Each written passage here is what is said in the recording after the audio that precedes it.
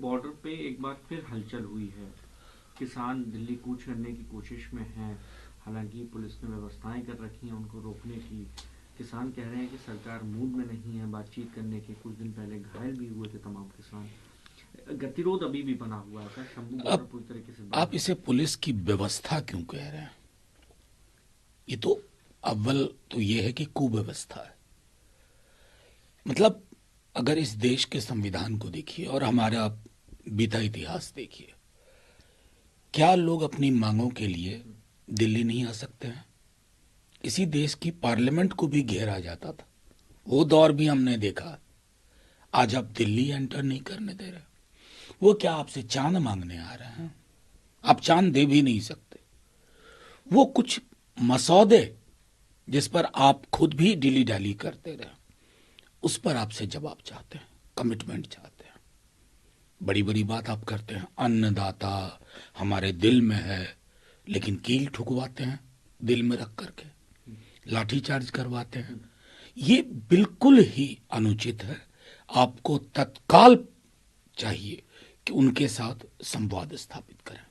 Sir, कल में दो घटनाएं सामने आई। एक आ, पहला कि जो एमवीए के जो तमाम विधायक थे उन्होंने ईवीएम को लेकर अपनी नाराजगी जाहिर की और शपथ नहीं ली। दूसरा, समाजवादी पार्टी के जो नेता हैं अबू आजमी, उन्होंने उद्धव ठाकरे की पार्टी से जो पोस्ट किया गया था बाबरी डिमोलिशन को लेकर उस पर नाराजगी की और कहा कि हम दूरी बना रहे हैं भैया इस चीज।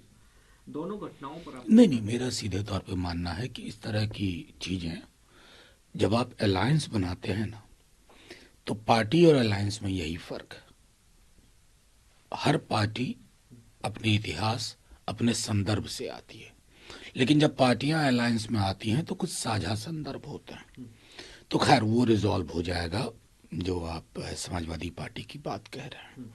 दूसरी जो महत्वपूर्ण चीज है जो आपने जिसका जिक्र किया कि एमवीए के एमएलए ने कल शपथ नहीं ली, देखिए कहीं ना कहीं कुछ तो विसंगति है।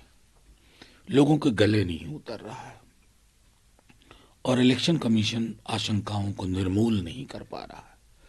तो जाहिर तौर पर इतना तो प्रोटेस्ट का अधिकार होना चाहिए कि मैं आज शपथ नहीं लूंगा, आगे चल के कभी शपथ लूंगा। इससे ज्यादा मैं समझता हूं इसमें कुछ और है नहीं। है? मध्य प्रदेश में घटना सामने आई जहां 3 माइनर बच्चों को मारा गया, पीटा गया। उनसे कहा गया कि आप भैया जय श्री राम बोलिए, उन्होंने इनकार किया। अब इस पे क्योंकि राजनीतिक बयान आना शुरू हुए। इल्तिजा जो जम्मू कश्मीर में नेता है उन्होंने कहा कि हिंदुत्व एक बीमारी हो गई है, ये तमाम युवाओं को, तमाम समाज को इफेक्ट कर रही है।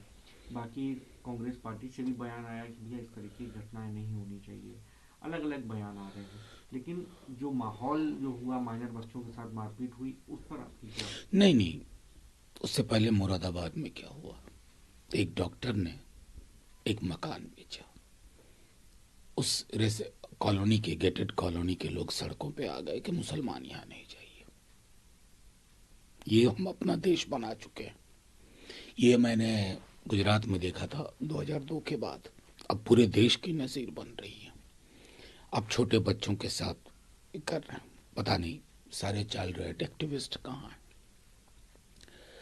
किस मुंह से हम बात करेंगे बांग्लादेश की? मैं बार बार कह रहा हूं, लोग समझ नहीं रहे हैं, समझेंगे विलंब से। हम एक भूभाग थे, बांग्लादेश, पाकिस्तान, इंडिया। हिंदुस्तान महात्मा गांधी कह के गए थे, किसी भी सभ्यता की पैमाइश होती है, मूल्यांकन होता है कि वहां के माइनॉरिटीज से आप किस प्रकार का व्यवहार करते हैं। आज अगर हमारा खुद का व्यवहार एक लंबी लकीर वाला होता ना, तो बांग्लादेश में हम इंटरवीन करते टॉप लेवल पे। हम क्या कह पाएंगे? मेरे लिए ये चिंता का विषय है। ये महासागर वाला देश, इसको तालाब बनाने की कोशिश कर रहा है। प्रधानमंत्री जी गोयना में अभी बोल रहे थे, अब तो हो गया होगा 1.5-2 हफ्ता, कितनी बढ़िया बढ़िया चीज, प्यार, सबको साथ लेके चलने की बात। आज ही उन्होंने कार्डिनल जो केरला से चुने गए उसके उनके लिए कितनी अच्छी बात कही है। लेकिन ये मल्टी फेथ कंट्री है। उसमें हिंदुस्तान में, फिर से कह रहा हूं, हमारा महासागर का चरित्र, हमें पूरे दक्षिण एशिया में एक लंबी लकीर खींचनी चाहिए और बाकी मुल्कों को कहना चाहिए कि हमसे सीखो। क्या हम ऐसा कर पाए? मेरी चिंता वहां है। सर एक आखिरी सवाल, कल फिर से पार्लियामेंट शुरू होगा, आप लोगों की क्या रणनीति रहेगी? क्योंकि कई पार्टी अलग अलग इश्यूज पे साथ नजर नहीं आती हुई नजर आ रही हैं। अब क्योंकि कैश कांड भी स्टार्ट हो गया है, अडानी का इशू चल नहीं रहा नहीं, है। देखिए, अव्वल कैश कांड तो इसको फूक करके बैलून बनाया जा रहा है भाई। बड़ा बैलून ऐसा है नहीं, उन्होंने कहा मेरा है नहीं। अब कोई उनके यहाँ कोई नारकोटिक्स ही रख दे किसी के यहाँ, तो ये एक अलग मसला है। लेकिन पार्लियामेंट है किस चीज के लिए?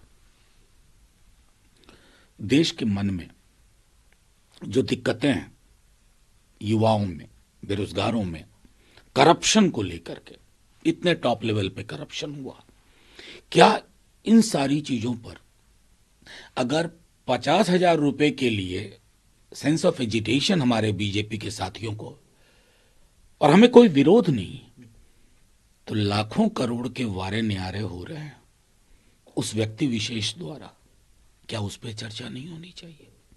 संसद इसीलिए बनी है ना, मृत इमारत नहीं है ना, जिंदा इमारत। जिंदा इमारत को जिंदा इमारत की तरह ट्रीट करना।